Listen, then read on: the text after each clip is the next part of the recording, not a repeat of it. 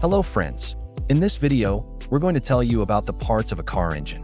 Before starting the video, please like the video and subscribe to the channel.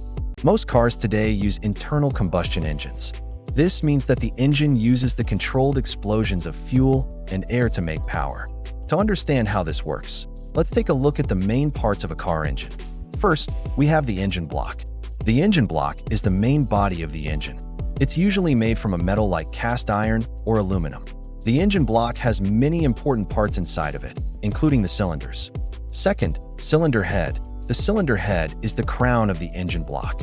It seals the combustion chamber and houses vital elements like intake and exhaust valves, spark plugs, and fuel injectors. Made from cast iron or aluminum alloy, it must withstand extreme temperatures and pressures. Its design ensures efficient airflow and combustion, making it a key player in engine performance. Third, we have the cylinders. The cylinders are holes in the engine block where the pistons move up and down. As the piston moves, it creates an explosion that makes the car go. Most cars have 4 or 6 cylinders, but some have more. Number 4, the piston. This cylindrical powerhouse moves up and down inside the cylinder, converting combustion energy into mechanical motion. Typically forged from aluminum silicon alloys, pistons are lightweight, yet strong enough to endure explosive forces. Number 5, connecting rod. Linking the piston to the crankshaft is the connecting rod.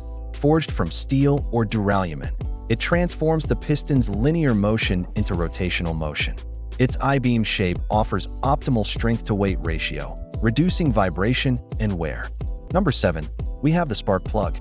The spark plug is what ignites the fuel and air mixture in the cylinders. When the spark plug ignites the mixture, it causes an explosion that pushes the piston down.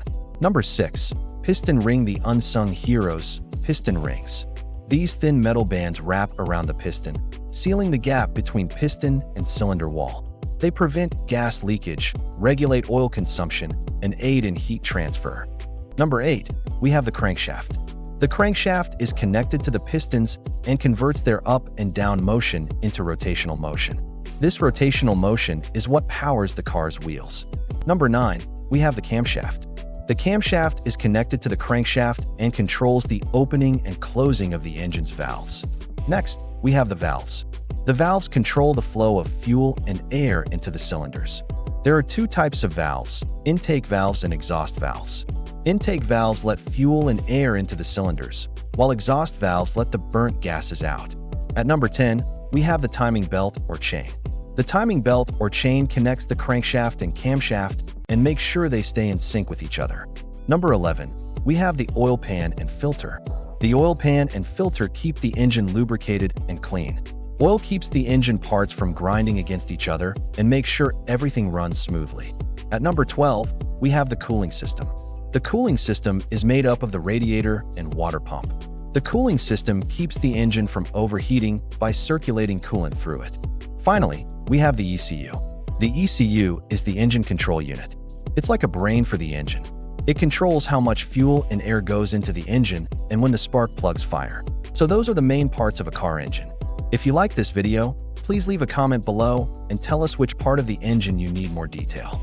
Also, don't forget to like the video and subscribe to the channel. See you in the next video.